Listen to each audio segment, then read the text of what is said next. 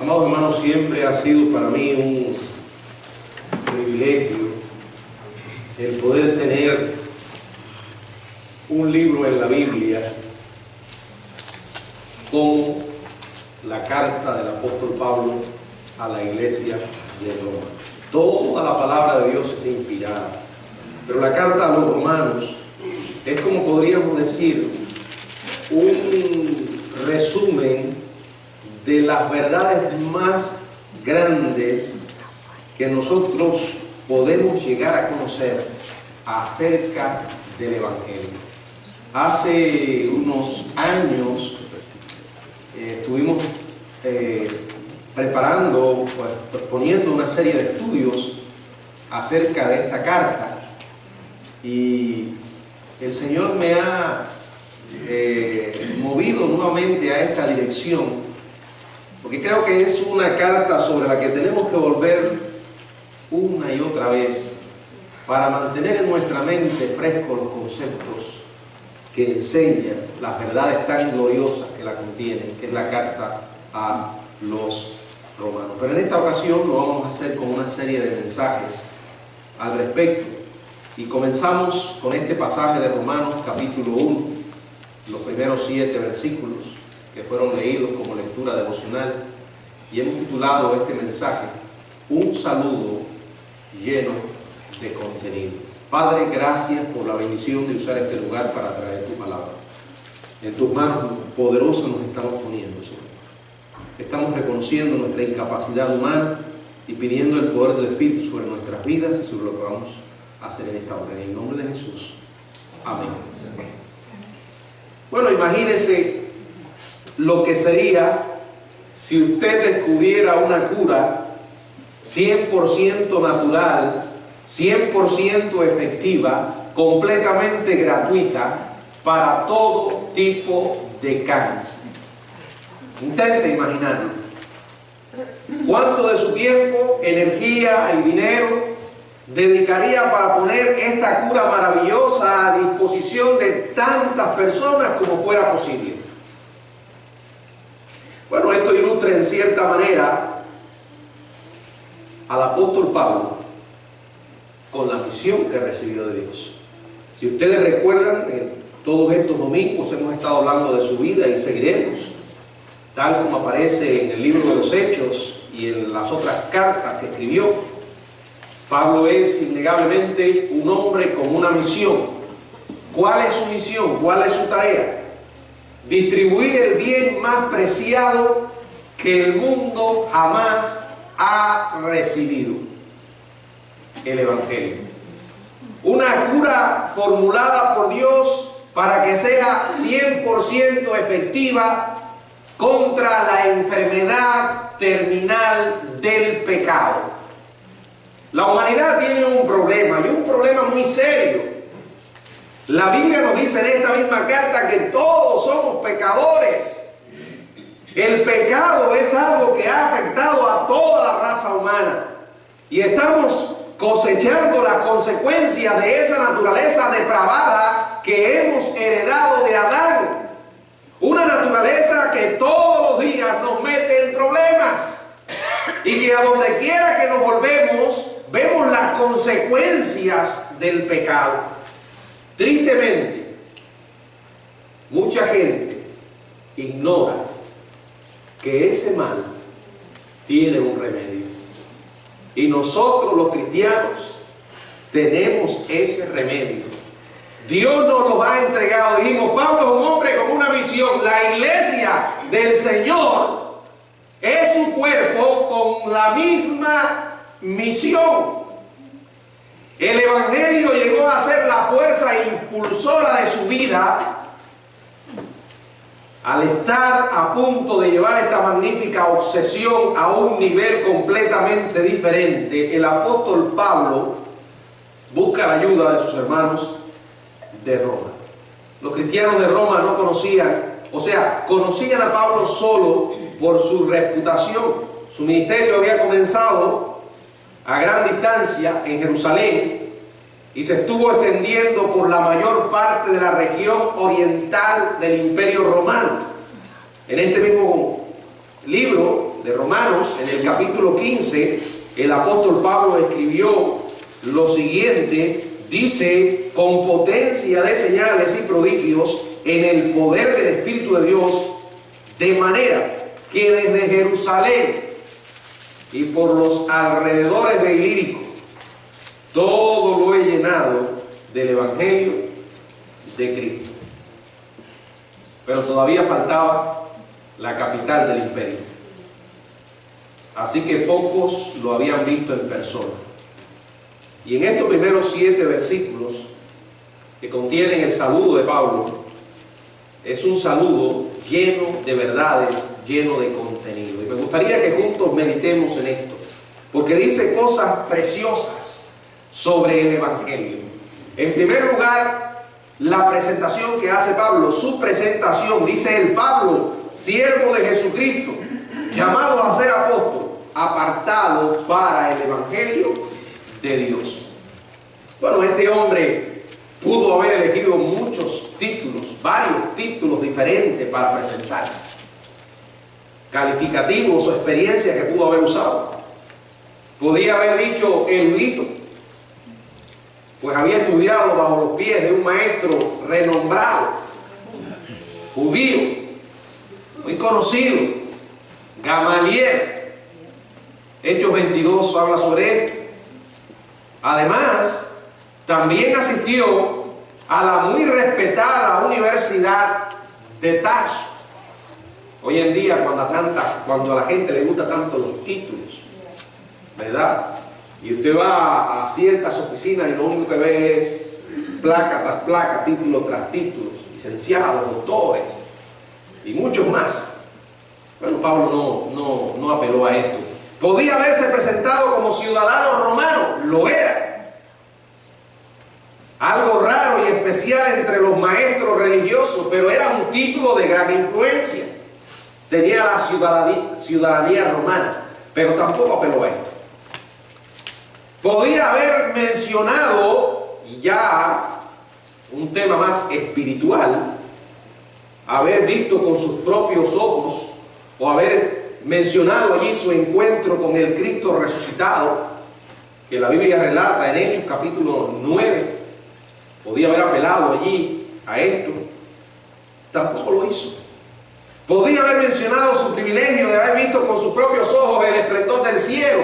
Ya hablamos de eso en la mañana, cuando él tuvo la experiencia que relató en la segunda carta a los Corintios, en el capítulo 12, donde dice: conozco a un hombre que fue llevado al tercer cielo y allí recibió revelaciones extraordinarias. No habla sobre esto tampoco. Él elige presentarse como siervo de Jesucristo. Siervo de Jesucristo. Es como si estuviera diciendo esclavo de Cristo. Escoge una designación, según él, mucho más elevada e impresionante que otra. Esclavo de Jesucristo. Siervo de Jesucristo. Así se presenta, y lo hace muchas veces de esta manera. En las demás cartas también emplea esta designación. Siervo es un esclavo. Ahora, si consideramos lo que significaba ser un esclavo en el contexto en que se encontraba Pablo, por ejemplo, los griegos y romanos menospreciaban la servidumbre sobre las demás cosas, sobre todo lo demás.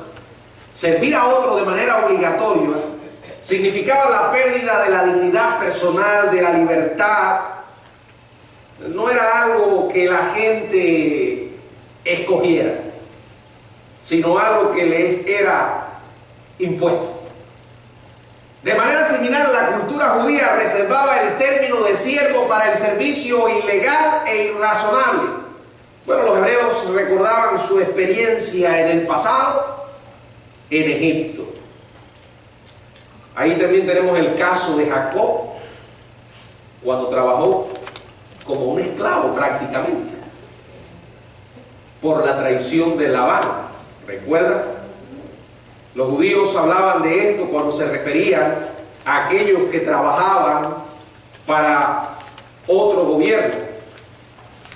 Tal como cuando un gobernante, cuando había que pagarle a un gobernante tributo, como lo llegaron a hacer los judíos, nadie quería el título de siervo, a menos que se sirviera a Dios.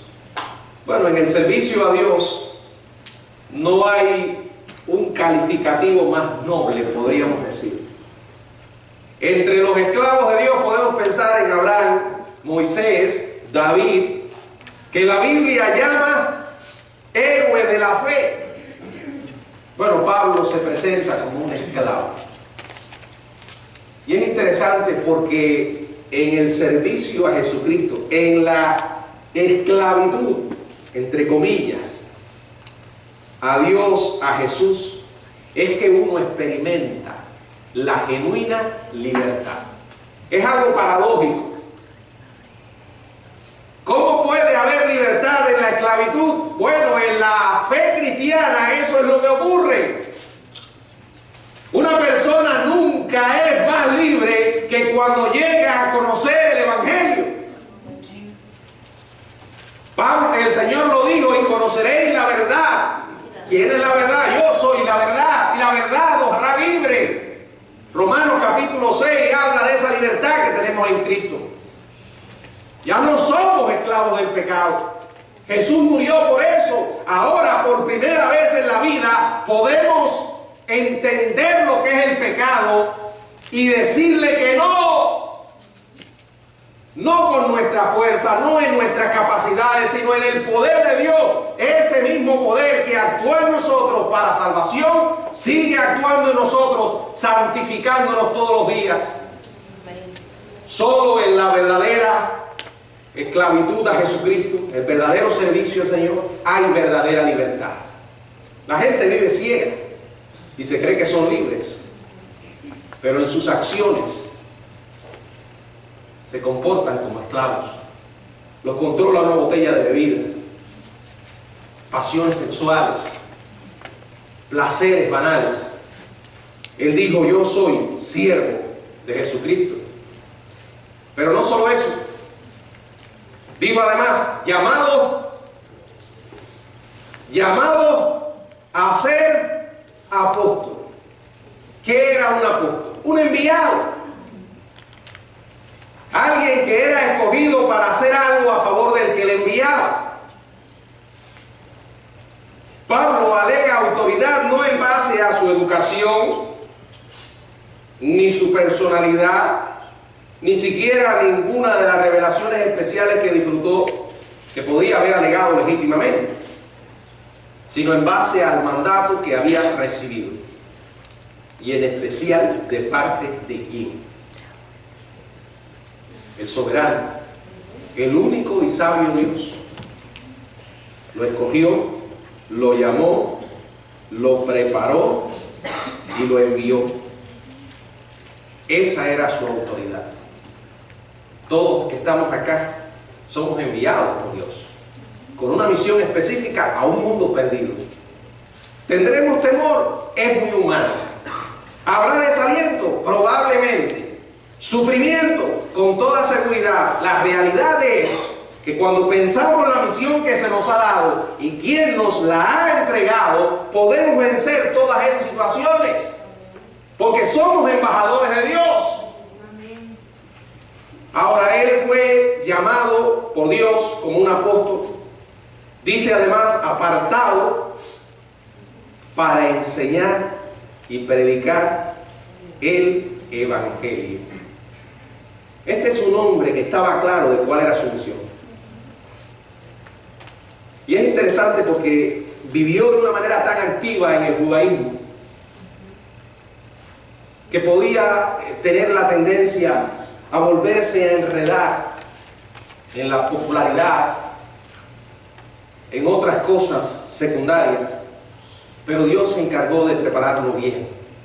Luego, escribiendo a Timoteo, le dice: ninguno que milita se enreda en los negocios de la vida, a fin de agradar a aquel que le llamó por soldado.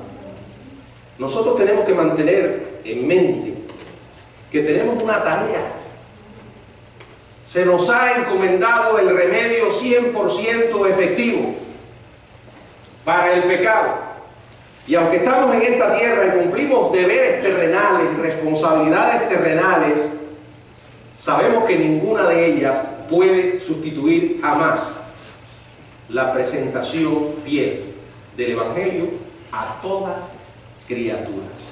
Él dice apartado, aquí dice para el Evangelio de Dios. La palabra apartado, la palabra griega, quiere decir separado, reservado, con el propósito de llevar el Evangelio al mundo. Esa es, en primer lugar, como dijimos, la designación, la presentación que él hace.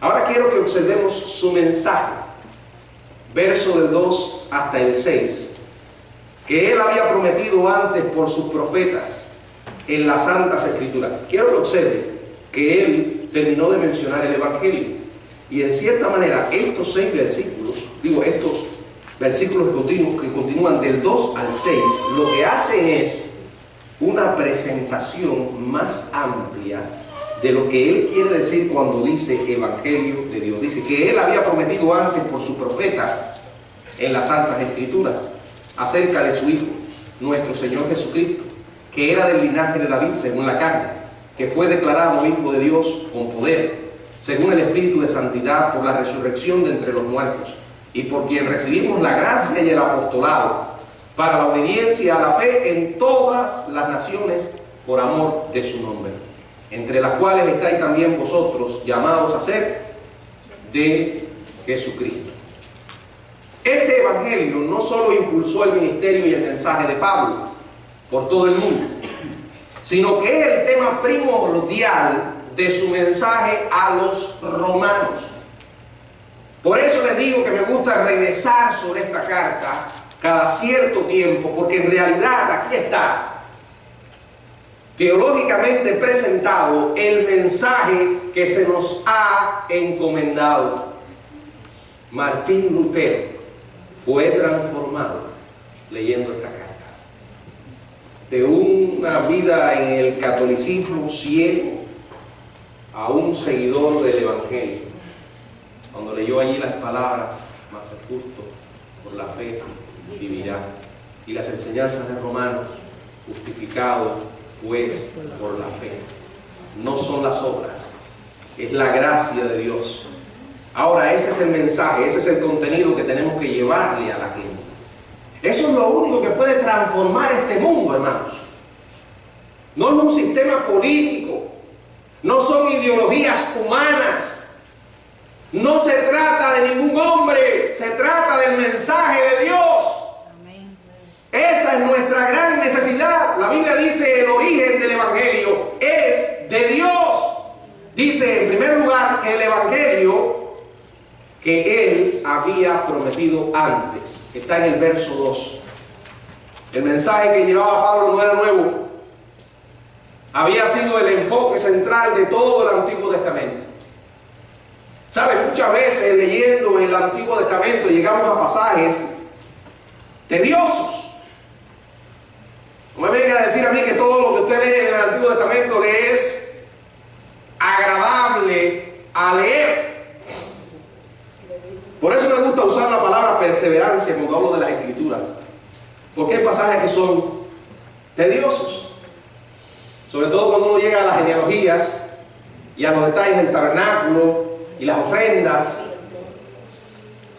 Una cosa que me ha ayudado muchísimo a mí es siempre ver todo esto como un preludio, anuncios, tipos y figuras que apuntan al Señor Jesús.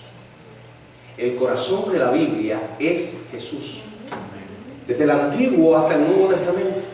El Antiguo miraba a su venida, a su sacrificio. El Nuevo nos presenta su obra y nos enseña cómo vivir después de haberle conocido. Pero en el Antiguo Testamento se había estado anunciando una y otra vez la venida del Mesías, del Salvador. El Evangelio salió del mismo corazón de Dios. Dice en el mismo verso 2, fue prometido por sus profetas. El mensaje que Pablo llevaba cumplía la esperanza de salvación predicha por todo profeta desde Moisés. En una ocasión llegó Jesús a la sinagoga, ¿se acuerdan? En el Evangelio de Lucas. Y leyó allí, le fue dado a leer el libro del profeta Isaías. ¿Se acuerdan de esta experiencia? Y allí estuvo leyendo en el libro del profeta Isaías. Y dice la palabra que los ojos de todos se volvieron hacia él. Y entonces él dijo, hoy se ha cumplido esta escritura delante de vosotros. En otras palabras, él estaba diciendo, yo soy el cumplimiento de todo lo que se había dicho en el Antiguo Testamento. Yo soy el Mesías. Yo soy el Hijo de Dios. Para ellos esto era una blasfemia, porque estaban ciegos, no querían ver. Hay un refrán que dice, no hay peor ciego que el que no quiere ver. Ellos no querían ver, no querían reconocer quién era Él. El Evangelio fue prometido en las Santas Escrituras, lo dice allí también el verso 2. El apóstol demostrará la veracidad del Evangelio en toda su carta, citando y parafraseando las Escrituras del Antiguo Testamento no menos de 60 veces. Puede hacerse difícil algunos pasajes del Antiguo Testamento, pero yo les recomiendo que lean toda la Biblia. Haga el esfuerzo de leer toda la Biblia, porque toda es palabra de Dios. Y está allí para enseñarle y mostrarle el camino. Está proclamando con toda su fuerza que hay una esperanza. Y esa esperanza vino en Jesús. El contenido del Evangelio es Jesucristo. El Evangelio que fue prometido habla acerca del Hijo. Dice el verso 3, acerca de su Hijo, nuestro Señor Jesucristo, que era del linaje de David según la carne. Aquí hay varias verdades sobre las que quiero llamar su atención. En primer lugar, el Hijo de Dios, según la naturaleza humana, era hijo de David. ¿Qué quiere decir esto?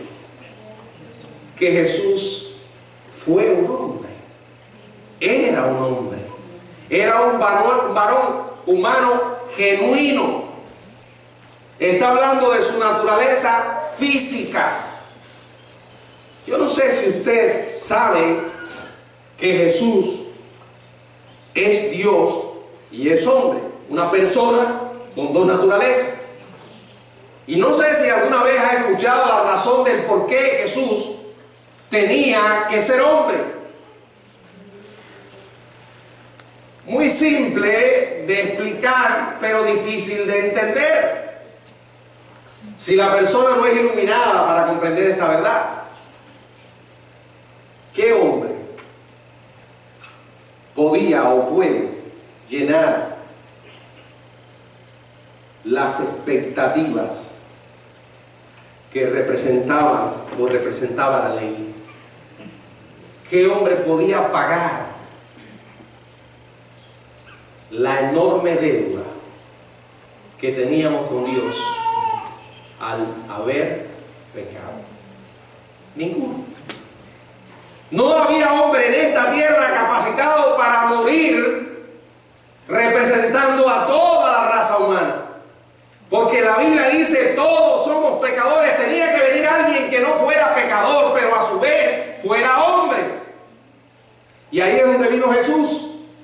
Hizo todo lo que podía hacer un ser humano excepto pecar. Dormía, comía, se cansaba, lloraba, reía. Dice que era del linaje de David. Por eso su sacrificio era perfecto. Fue perfecto. Jesús demostró innegablemente por su resurrección que era el Hijo de Dios. Miren, dice el verso 4, que fue declarado Hijo de Dios con poder según el Espíritu de Santidad por la resurrección de entre los muertos. cualquiera puede decir que es Dios. ¿Verdad que sí? Cualquiera puede decir que es hijo de Dios. De hecho, él no ha sido el único que dijo esto. A lo largo de la historia hemos encontrado todo tipo de personajes que ha declarado ser Dios o hijo de Dios o el nuevo Jesús, y han quedado registrados en la historia como personas puramente falsas, puros charlatanes, mentirosos, engañadores, gente paranoica, psicópatas, que han querido ejercer dominio y control sobre los demás, y al final han terminado dejando un rastro de sufrimiento y dolor.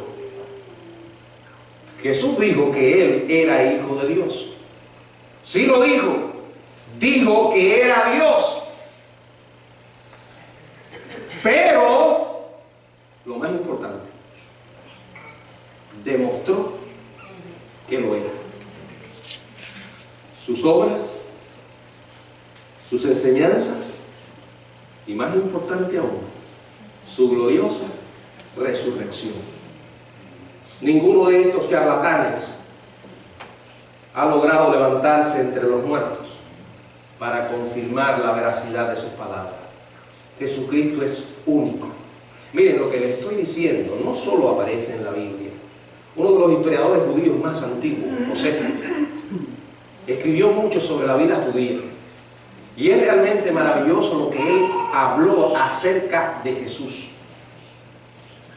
y de lo que se decía de él. Hoy en día, para los musulmanes, Jesús no pasa de ser alguien igual que Mahoma. Qué blasfemia, ¿verdad? Comparar o poner a Jesús al nivel de Mahoma. Simplemente un profeta más. Que yo tenga conocimiento. Mahoma no hizo ningún milagro.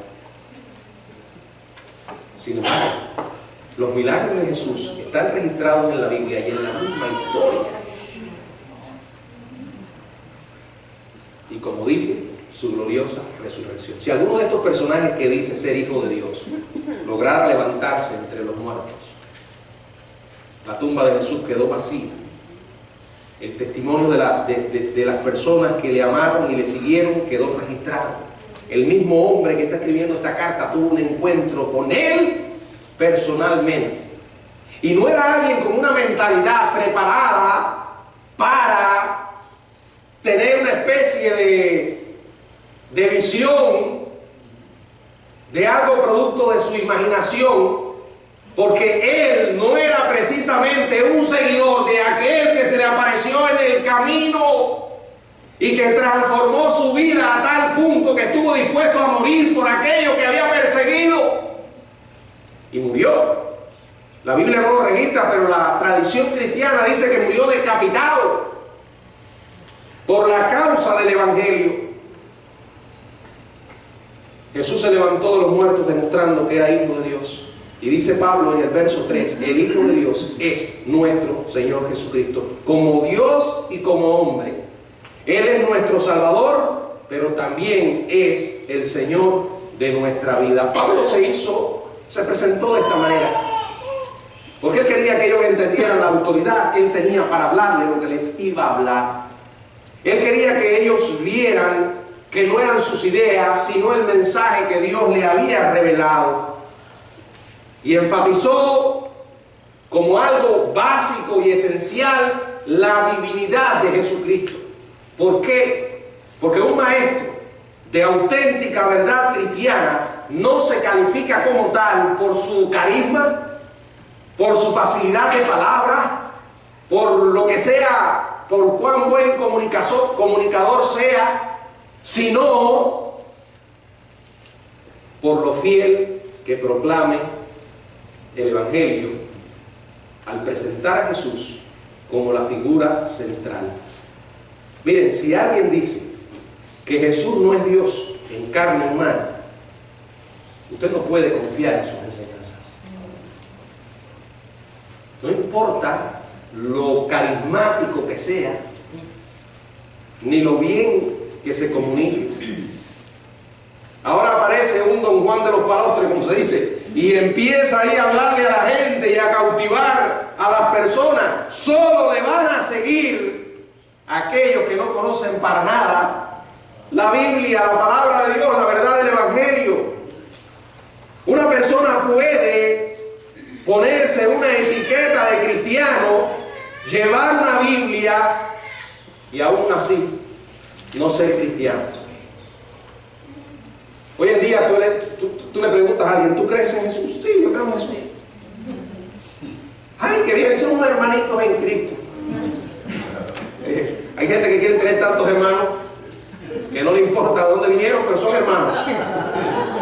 Ah, si tú crees en Jesús, yo también creo en Jesús. No, no te conformes. ¿En qué Jesús tú crees? ¿En el único? Así. ¿Y para ti quién es el único? Bueno, un gran maestro, él dijo cosas muy bonitas. O un gran profeta. O un Dios. No. Ahí se va a encender la alarma. No. Ni aunque le diga un Dios, no es un Dios.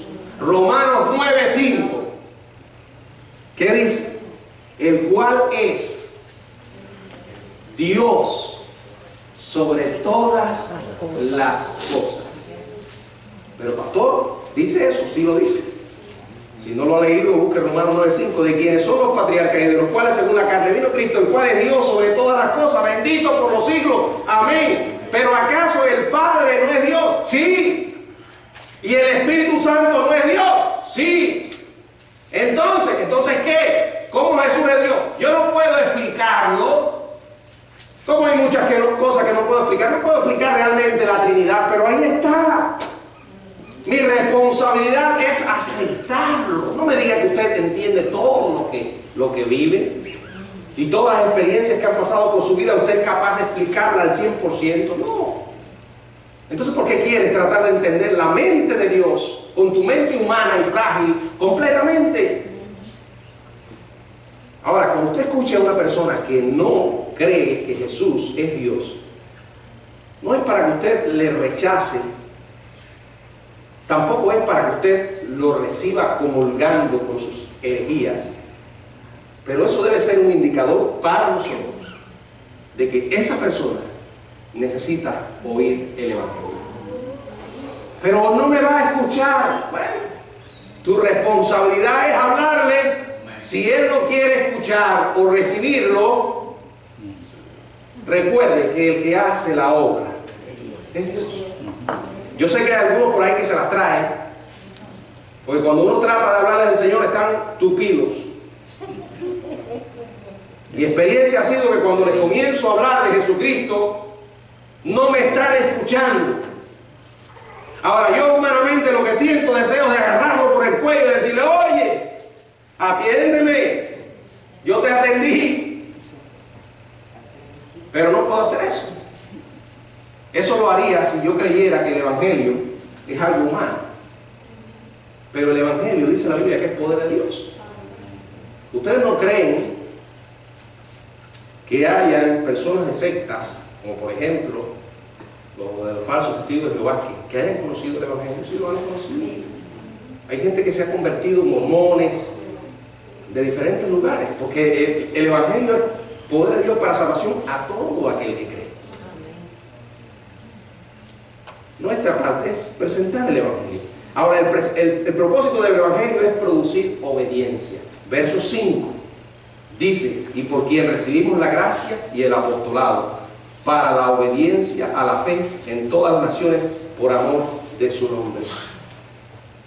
Si no hay obediencia, no hay fe auténtica. Dios no nos salvó para llenar nuestras cabezas con principios teológicos. Nos salvó para que rindamos nuestra vida a Cristo. Tiene que haber un cambio de vida. No es que usted se va a volver de la noche a la mañana en alguien perfecto, pero va a ser alguien que va por primera vez a darse cuenta de qué es su vida, qué ha sido su vida y qué es Dios, quién es Dios y quién es o qué es el Evangelio. Es cuando uno es iluminado por primera vez, entendemos, cuán equivocado estaba. Pablo recibió una misión, nosotros también hemos recibido una misión, Mateo 28, ir por todo el mundo y predicar el Evangelio. Ese bien preciado para cambiar vidas. Ahora, ¿cuál es la conclusión? Verso 7, a todos los que estáis en Roma, amados de Dios, llamados a ser santos, gracia y paz a vosotros, de Dios nuestro Padre y del Señor Jesucristo. Él aquí identifica a quién va la carta, a todos los que están en Roma, amados de Dios, llamados a ser santos, a todos los que están en el camino, que son creyentes en Cristo, son amados de Dios, y también tenemos el mismo llamado a ser santos. No es que un día vamos a llenar el requisito para que nos canonicen como San y su nombre, póngalo ahí. No, santo significa apartado para un propósito. Alguien se mantiene santo cuando se separa para un uso dedicado. El sacerdote reservaba ciertas cosas del templo para los ritos de la adoración. El propósito de apartar algo era conservarlo puro, usarlo para un propósito. Y ahí está la gran bendición. Gracia y paz a vosotros, de Dios nuestro Padre y del Señor Jesucristo. Hermanos, Pablo era un hombre con una misión y se mantuvo en ella. Yo siempre quedo impactado cómo tuvo momentos en los que si no hubiese sido, porque era un hombre llamado por Dios, con un mensaje de Dios, podía haber perdido el camino. Como por ejemplo cuando pasó lo que pasó con Onésimo y escribe a Filemón. Él podía haberse desplegado ahí, desplayado en su carta, porque la esclavitud es un mal social. Porque la esclavitud, si los hombres somos iguales, ¿qué sentido tiene que tengas un esclavo? ¿Verdad? Voy a formar un movimiento social para protestar en contra de la esclavitud. No hizo nada de eso. Hermano, no lo hizo él, ni lo hizo ninguno de los apóstoles. No lo hizo el Señor Jesucristo, que con todo derecho humanamente podía haber dicho: ahora ustedes, seguidores míos, vamos a formar una revuelta en contra del imperio romano, el yugo romano que nos está esclavizando. Créanme que si Jesús hubiera hecho eso, hubiese encontrado oídos muy bien dispuestos, porque ellos estaban esperando un Mesías de otro tipo. No un Mesías que viniera a morir allí en una cruz.